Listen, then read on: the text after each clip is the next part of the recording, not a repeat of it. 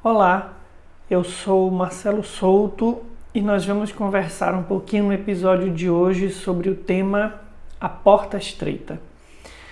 Essa imagem a que Jesus se refere está lá no Evangelho de Mateus, no capítulo 7, versículo 13, em que Jesus então afirma: "Entrai pela porta estreita, porque larga é a porta e espaçoso o caminho que conduz à destruição, e muitos são os que entram por ela." A que se referia Jesus quando falava então da porta estreita? O que seria essa porta estreita? Pelo olhar do benfeitor espiritual Emmanuel, nós vamos ter uma janela de entendimento riquíssima. Porque, para nos explicar o que é a porta estreita, ele vai associar essa imagem da porta à questão do tempo e do aproveitamento das oportunidades. Vamos conferir o que nos diz Emmanuel, então, na mensagem intitulada Muralha do Tempo. Emmanuel nos diz o seguinte: em nos referindo à semelhante afirmativa do Mestre, não nos esqueçamos de que toda porta constitui passagem incrustada em qualquer construção a separar dois lugares, facultando livre acesso entre eles. Então Emmanuel começa recuperando o sentido, significado do que seja uma porta. Porta, desse modo, é peça arquitetônica encontradiça em paredes, muralhas e veículos, permitindo em todos os casos franco passadouro. E as portas referidas por Jesus? A que estrutura se entrosam? Ou seja, se porta é essa ferramenta arquitetônica que permite acesso entre dois lugares, quais seriam esses lugares a que se referia Jesus, ou em que estrutura estaria essa porta a que Jesus se refere?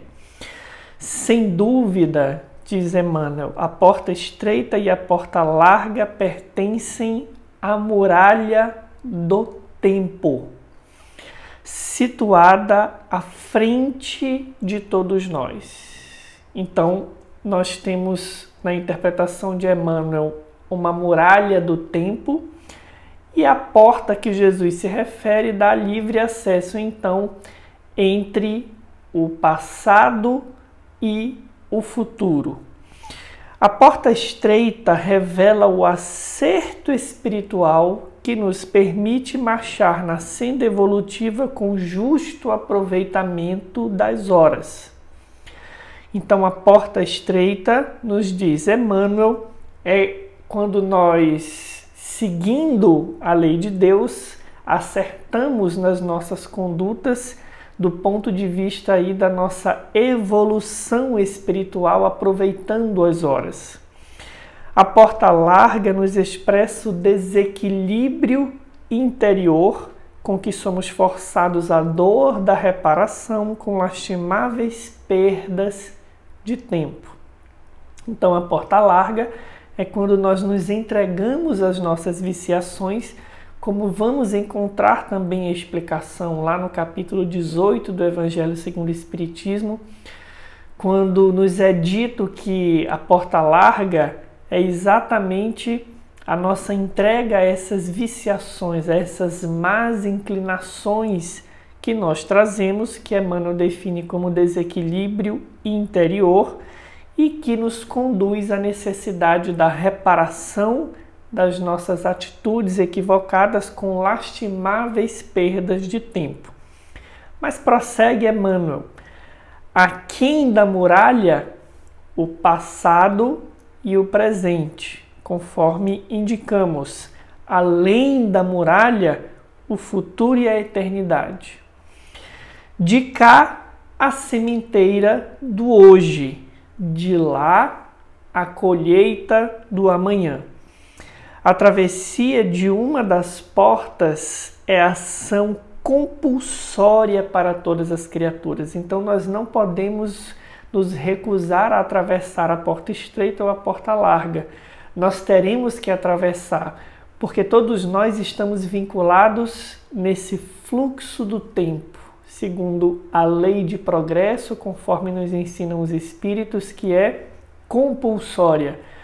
Todos nós precisamos evoluir. Nós podemos estacionar por um tempo, mas jamais regredir. Então, atravessarmos uma das portas, lembra Emmanuel, é uma atitude compulsória. Não podemos escolher não atravessar uma das duas. Porta larga, entrada na ilusão, saída pelo reajuste. Então vejam que beleza essa imagem do Emmanuel.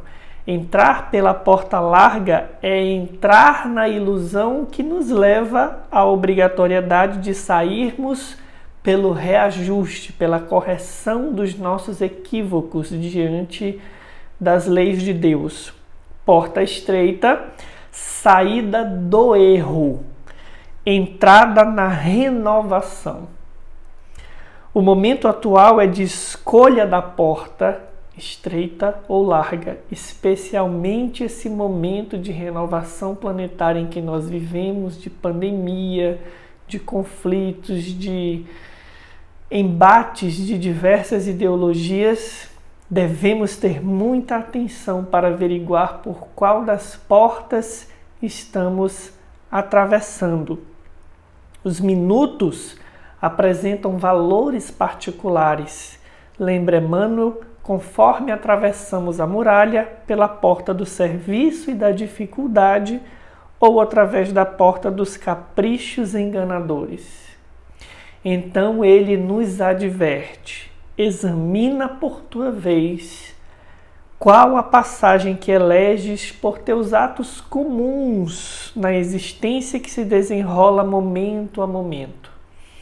Atravessar pela porta larga ou pela porta estreita não quer dizer, muitas vezes, grandes escolhas, grandes atitudes, mas atos comuns que, em se somando, vão construindo toda a trajetória de uma vida. Escolhas diárias de silenciar ou de agredir, escolhas diárias de perdoar ou de ressentir, escolhas diárias de nos vincularmos a Deus ou de nos entregarmos aos maus pensamentos, aos maus sentimentos, vão nos fazendo entrar por uma porta ou pela outra, nos exigindo renovação ou reajuste, já que essa entrada é compulsória, conforme nos diz Emmanuel.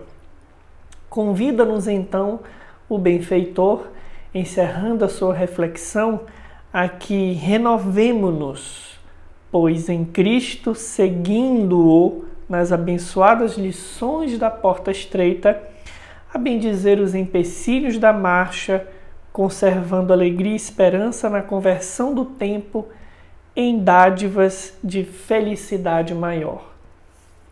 Então, o convite que Jesus nos faz é que possamos renovar a nós mesmos em função, muitas vezes, dos milênios de erros que carregamos pela nossa habituação às atitudes equivocadas que ferem o nosso próximo, que ferem a lei divina e que nos impõem a devida renovação.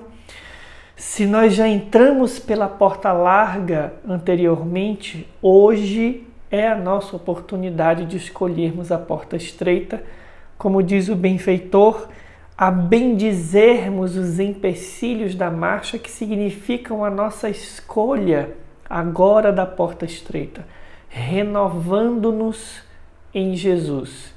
Todos nós sabemos, não é tão fácil fazer quanto falar, mas a lógica com a qual o Espiritismo nos apresenta a mensagem de Jesus e o nosso esforço certamente nos garantirão a entrada por essa porta estreita e talvez aí o começo de um processo renovador para as nossas almas que nos darão paz de consciência.